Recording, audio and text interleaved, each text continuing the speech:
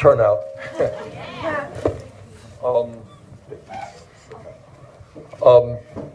Today is not a political rally. What today is about is discussing an issue that is rampant throughout America.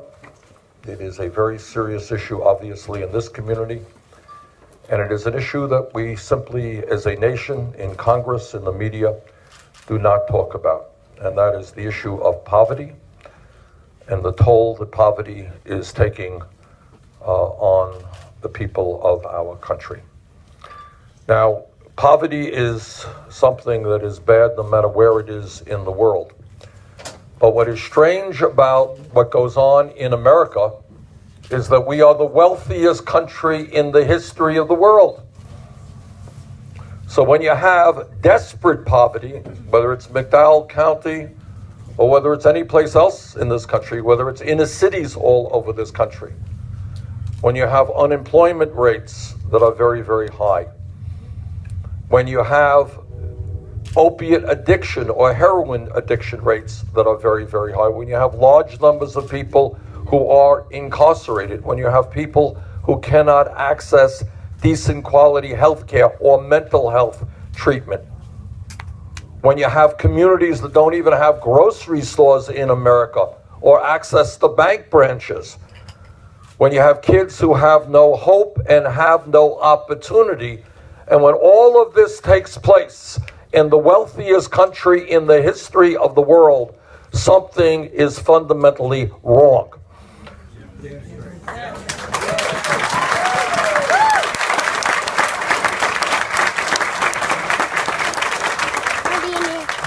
Just the United Nations report came out recently, documenting how poorly we do with regard to our children.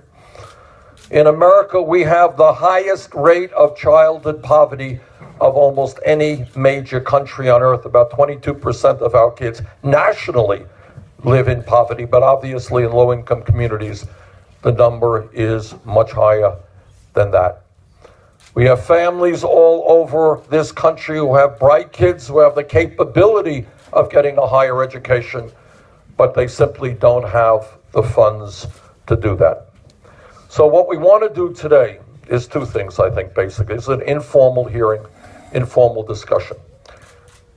One, we want to talk about the problems so that I and the American people can understand what's going on. And number two, equally important, we want to talk about solutions. And the solutions are going to come, yes, from Washington, yes, from state government, yes, from the local communities. But you guys who live here know the issues better than anybody else. So I very much want to hear your ideas. And we're very lucky this morning to have a great panel. And I want to begin, before we get to the panel, in thanking Linda and Joel McKinney for running this food bank and also for allowing us to use their facility. We thank them very much.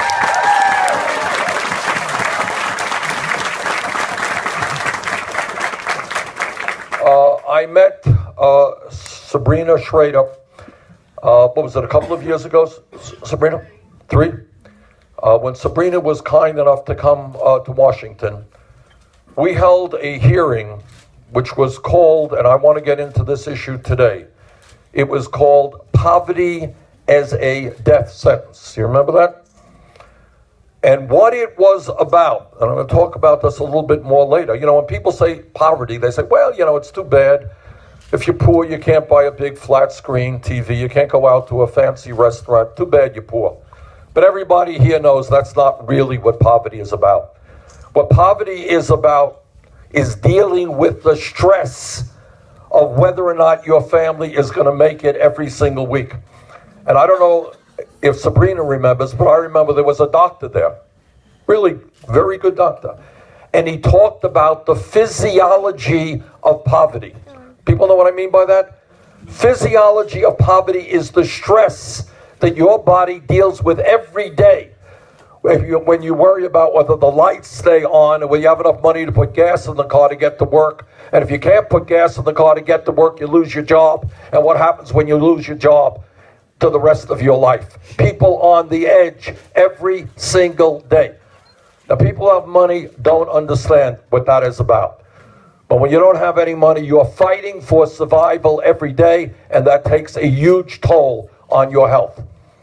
And that is why people in this county are living years less than in other parts of America, because that stress and the pounding away daily, day after day after day of poverty. Now, I come from a rural state as well, state of Vermont. And the issues that I'm seeing here are not radically different than exist in my state or other states in this country. So what today is about is talking about what is going on, talking about how we go forward from here, and always remembering that this is not a poor country, that this country is the wealthiest country in the history of the world, that we have one family that's worth $149 billion. More wealth than the bottom 40% of the American people, that the top 1/10 of 1% now own almost as much wealth as the bottom 90%. So that's the context I think we should be thinking about. Okay, let's begin. Sabrina, I think many of you know Sabrina Schrader. And we thank Sabrina for being here, for helping us to organize the event, and for coming to Washington a few years ago. Sabrina, take it away. Well, I just want to say you all make me very proud. I'm really glad to be here. So, like you said, I'm Sabrina Schrader. I grew up in Twin Branch Holler. All of my family and I were born into generational poverty, like many of you. I know what it's like to not have enough food, and what it's like to stand in line at a food bank, not have enough money to pay your electric bill, what it's like to get unemployment, what it's like to not have health insurance, what it's like to walk miles in the snow because your car is broken down, what it's like to be the only one in my family who graduated from high school and the only one to get a bachelor's degree. It's not something that I've ever felt proud of. While many children are born into poverty every day, poverty is not a child's fault, and it is not a family's fault. No one who was born into poverty asks for a life filled with struggling for everything that you need to live with every day. But nowadays, we seem more interested in taking things away from these families instead of giving them a fair shot. I wish it all had been easier, but unfortunately for now, my life continues to be a struggle. Even though programs and people helped me to get this far, I still have more than $30,000 in college loans and thousands in medical bills. I still don't make enough to pay back my college loans, and it's been 8 years since I've earned my bachelor's degree. I'm still constantly working on solving years of problems that were created beyond my control. Some reasons for the continuation of poverty here are there are no colleges in McDowell County, and there is not a road to connect us with everywhere else. Improving and building new roads like the King Cole Highway will give us access to resources, hospitals, colleges, and each other while creating jobs. Currently, people need immediate medical attention, and they end up dying on the way to the hospital or in a helicopter. And living in poverty every day creates toxic stress. That's the physiology that Senator Sanders was talking about, the physiological problems. Causes more problems like mental illness, addiction, and preventable health issues. We need more healthcare providers and addiction treatment centers to combat these issues in every county of West Virginia. Some people say poverty is a death sentence, and I have seen many die before their time. I've had several family members, friends, and classmates all die young. Car accidents are common, cancer, and serious